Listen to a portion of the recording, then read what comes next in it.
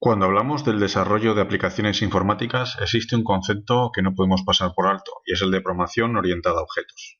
Lo podríamos definir como una estrategia de desarrollo a la hora de enfocar la creación de un programa informático. Su principal objetivo sería enfocar la solución de la forma más parecida posible a cómo representamos los conceptos en la vida real y a cómo interactúan entre ellos. La base de la programación orientada a objetos es organizar el código en bloques llamados clases. Podemos ver las clases como una especie de plantillas que modelan los conceptos concretos con los que trabajará la aplicación, como una persona, un vehículo o una factura. Son plantillas porque no recogen datos concretos, simplemente indican qué características debo tener en cuenta al representar el concepto que estoy modelando. Por ejemplo, al modelar el concepto de persona mediante una clase, tengo que definir qué características genéricas va a manejar la aplicación, como nombre, edad, sexo, DNI, email, teléfono, etc. Esto dependerá de la información concreta que necesita la aplicación cuando utiliza el concepto de persona. Cuando pasamos a la programación, utilizamos estas plantillas para rellenarlas con información concreta, es decir, creamos copias de las plantillas y las rellenamos con datos específicos.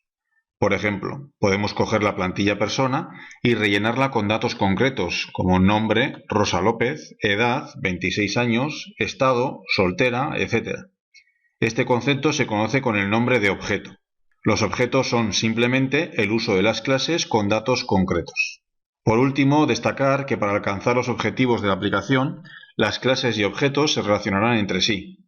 Por ejemplo, si estamos desarrollando una aplicación para un taller de vehículos, manejaremos conceptos como el de clientes, vehículos, facturas. Estas serán las clases. Cuando una persona concreta llega al taller a que le reparen su vehículo, se recogerán sus datos personales, los datos concretos del vehículo, y finalmente se emitirá una factura a nombre de esa persona, sobre su vehículo concreto y con unos importes específicos. Estas clases rellenadas con datos concretos son los objetos.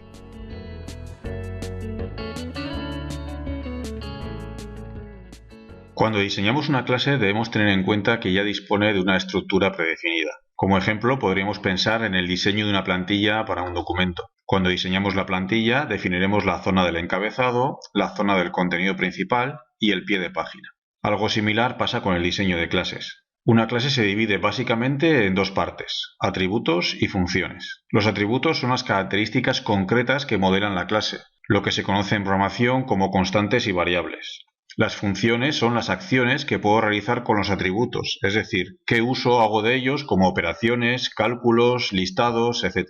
Tomando como ejemplo el diseño de una clase persona, un ejemplo de atributos serían el DNI, nombre, edad, sexo, etc. Estos atributos dependerían del objetivo concreto que tenga la aplicación.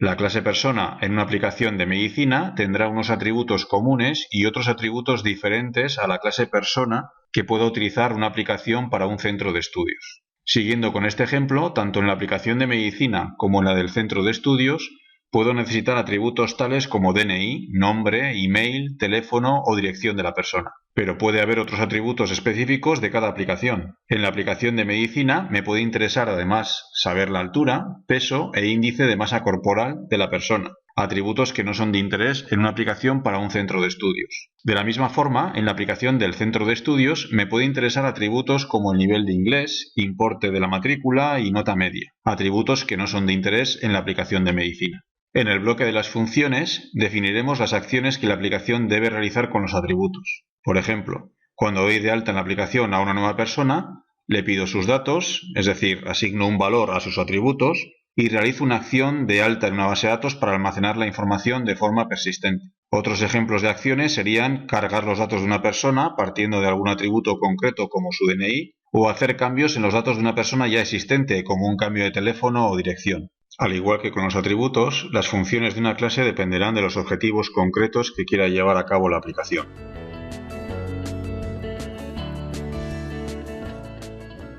Uno de los ejercicios de programación que hemos realizado varias veces hasta ahora es el juego de adivinar un número. Al inicio del vídeo hemos comentado que el objetivo de la programación orientada a objetos es simular en un programa informático el comportamiento de la vida real. Empezamos pues por ver la ejecución del juego adivina número desde el punto de vista de la realidad cotidiana, cuando dos personas juegan entre sí. Una persona, el jugador, propone un número. Otra persona podemos identificarla como el gestor, Se encarga de inventarse un número aleatorio, compararlo con el propuesto por el jugador y decidir si ha acertado o ha fallado. Parece sencillo que el gestor haga trampas, basta con que elija un número aleatorio siempre diferente al que dice el jugador, y este nunca acertaría. Además, si hubiese múltiples jugadores, podría llegar a saturarse, ya que se multiplicarían sus tareas al atender a todos. Una posible solución sería añadir una tercera persona. Podemos identificarla como el especialista. La idea es que ayude al gestor en sus tareas, dividiendo el trabajo entre ambos. Por ejemplo, el gestor podría quedarse con las tareas de recoger el número indicado por el jugador, hablar con el especialista y comunicarle el resultado al jugador, es decir, tareas de comunicación y coordinación. El especialista se encargaría de las tareas de cálculo y operaciones, inventarse un número, esperar a que el gestor le comunique el número indicado por el jugador, comparar ambos y devolver al gestor un resultado de acierto o fallo. Esta división de tareas tiene varias ventajas. Dificulta al gestor hacer trampas, ya que no conoce el número secreto, y le descarga de tareas pudiendo atender a más jugadores de forma más ágil, que cuando se encargaba de todo. Además, tener un especialista conlleva que podemos mejorar la calidad del juego con mejoras como que un número secreto no se repita, cambiar el sistema de obtención de los números aleatorios o atender a diferentes versiones del mismo según un nivel de dificultad, mayor rango de números. El especialista podría mejorar su labor por sí mismo o apoyándose a su vez en otros especialistas. Visto el mundo real, si pasamos al mundo de la programación, esta es la evolución en el desarrollo del programa. En su primera versión, en una sola página de código nos encargábamos de inventar el número secreto, recoger el número indicado por el jugador, compararlos y mostrar el resultado, acierto o fallo. Esta es la versión en la que el gestor hace todo el trabajo. En una segunda versión dividimos el trabajo en dos páginas de código. Una es encargada de recoger el número indicado por el jugador y mostrar el resultado, es decir, las tareas de obtención de datos y muestra de resultados. Otra página contenía el código de una función que esperaba un parámetro con el número indicado por el jugador y hacía las tareas de cálculo, es decir, inventarse el número secreto, compararlo con el número del jugador y devolver simplemente un valor de acierto o fallo. Entre ambas páginas se realizaba un proceso de comunicación interno, una coordinación, que conllevaba el funcionamiento completo y esperado de la aplicación. Esta sería la versión en la que el gestor se ayuda de un especialista.